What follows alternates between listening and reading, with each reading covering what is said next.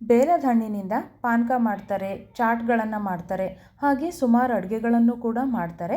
ಇವತ್ತಿನ ವಿಡಿಯೋದಲ್ಲಿ ಬೇಲದ ಹಣ್ಣನ್ನು ಸಿಂಪಲ್ಲಾಗಿ ಯಾವ ಥರ ತಿನ್ನೋದು ಅಂತೇಳಿ ನೋಡೋಣ. Hi friends, welcome back to Ambika's cooking channel. ಬೇಲದ ಹಣ್ಣನ್ನು ಚೆನ್ನಾಗಿ ಒಮ್ಮೆ ತೊಳೆದು ಹೊಡೆದು ಅದ್ರ ಒಳಗಿನ ತಿರುಳನ್ನು ತೆಗೆದಿಟ್ಕೋಬೇಕು. ಆದಷ್ಟು ನಾವು ಹಣ್ಣಾಗಿರೋಂಥ ಬೇಲದ ಹಣ್ಣನ್ನೇ ತಗೋಬೇಕು, ಆವಾಗ ಹುಳಿ ಸ್ವಲ್ಪ ಕಡಿಮೆ ಇರುತ್ತೆ. ತಿರುಳನ್ನು ಚೆನ್ನಾಗಿ ಒಮ್ಮೆ ಮ್ಯಾಶ್ ಮಾಡಿಕೊಂಡು ಅದರೊಳಗಿರುವಂತಹ ದಪ್ಪ ನಾರನ್ನು ಆರಿಸಿ ತೆಗಿಬೇಕಾಗುತ್ತೆ. ನಾನಿಲ್ಲಿ ಸ್ಪೂನಿಂದನೇ ಮ್ಯಾಶ್ ಮಾಡ್ಕೊಳ್ತಾ ಇದ್ದೀನಿ.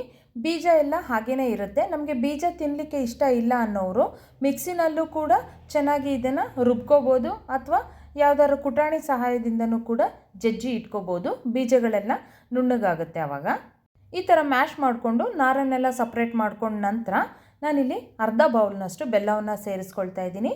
ಬೆಲ್ಲವನ್ನು ನಾವು ಆ ಹಣ್ಣಿನ ಹುಳಿಗೆ ಅನುಗುಣವಾಗಿ ಹಾಕ್ಕೋಬೇಕಾಗುತ್ತೆ. ತುಂಬ ಹುಳಿ ಇತ್ತು ಅಂತ ಹೇಳಿದ್ರೆ ಸ್ವಲ್ಪ ಜಾಸ್ತಿ ಬೆಲ್ಲ ಬೇಕಾಗುತ್ತೆ, ಸ್ವಲ್ಪ ಕಡಿಮೆ ಹುಳಿ ಇತ್ತು ಅಂತ ಹೇಳಿದ್ರೆ ಕಡಿಮೆ ಬೆಲ್ಲ ಉಪಯೋಗಿಸಿದ್ರೆ ಸಾಕಾಗುತ್ತೆ.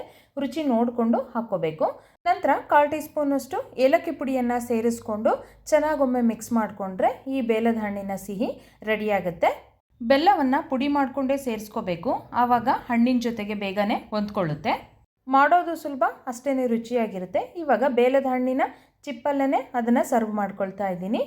ಈ ಬೇಲದ ಹಣ್ಣಿನ ರೆಸಿಪಿ ನಿಮಗೆ ಇಷ್ಟ ಆಗಿದ್ದರೆ ಲೈಕ್ ಮಾಡಿ, ಶೇರ್ ಮಾಡಿ, ಹಾಗೆ ಕಮೆಂಟ್ ಮಾಡೋದನ್ನು ಮರಿಬೇಡಿ. ನನ್ನ ಚಾನಲನ್ನು ಇನ್ನೂ ಸಬ್ಸ್ಕ್ರೈಬ್ ಮಾಡದೇ ನೋಡ್ತಾ ಇದ್ದರೆ ಪ್ಲೀಸ್ ಸಬ್ಸ್ಕ್ರೈಬ್ ಮಾಡಿ. Thank you for watching this video. ಮತ್ತೆ ಇನ್ನೊಂದು ಹೊಸ ರೆಸಿಪಿಯೊಂದಿಗೆ ಹೊಸ ವಿಡಿಯೋದಲ್ಲಿ ಸಿಗ್ತೀನಿ.